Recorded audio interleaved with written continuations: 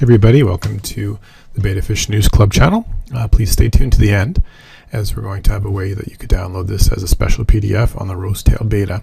We're going to go over, is the Rosetail Betta a good choice for beginners? So Rosetail Betta is basically a fish that is a half-moon betta variety, and it's been bred to have different branches on the rays of its fin, the caudal fin. So it kind of looks like a rosetail. Some of the fins can overlap, and it also can look like a feather tail, so they even call them feathertail betta. In 1989, Rajiv Messaramemoni and Laurent Chermot were a bunch of professional breeders, and they were the ones who are credited with the Rosetail Betta. Jeff Wilson joined the team, and he made the term Rosetail. He actually invented the other term half moon, so it was kind of a newer type in the betta circles, as the bettas have been around for centuries. It wasn't really welcome at first, but it made its debut as a blonde diamond half moon betta in the early 90s. It was invented as a way to spread the tail of the bettas. There is a lot of different breeds and kinds of bettas, including the rosetail. The rosetail is a very nice looking fish, but when you see pictures of them, they're usually of the young fish. There is some problems, and these problems usually happen when the Rosetail Betta gets a bit older. As they have lots of fins and tails, it's a chore for them to move around, and bettas aren't the greatest swimmers anyways. So that's why there's one downside to how they look. The betta breathes by going up to the top and breathing air with its labyrinth organs.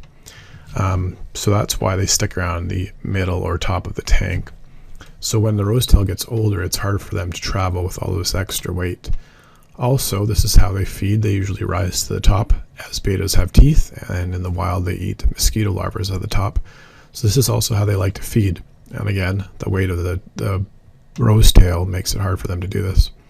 Their fins are also quite delicate, and they break down as they get older. So it could even be that their fins do collapse on them, and then basically you have a disabled fish that can't swim properly, which is pretty sad as they get older.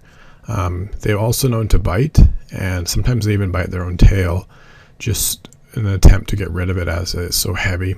Because of all this, they have a higher stress level than most bettas, which higher stress means they don't live as long, unfortunately. So there is a lot of things to remember when looking at the Rosetail Betta for your pet. Some people think that trimming the tail is a good idea, but we don't recommend this.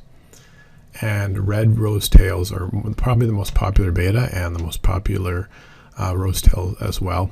They're also called feathertails, rose petal bettas, and rosetails, so they do have some really cool names.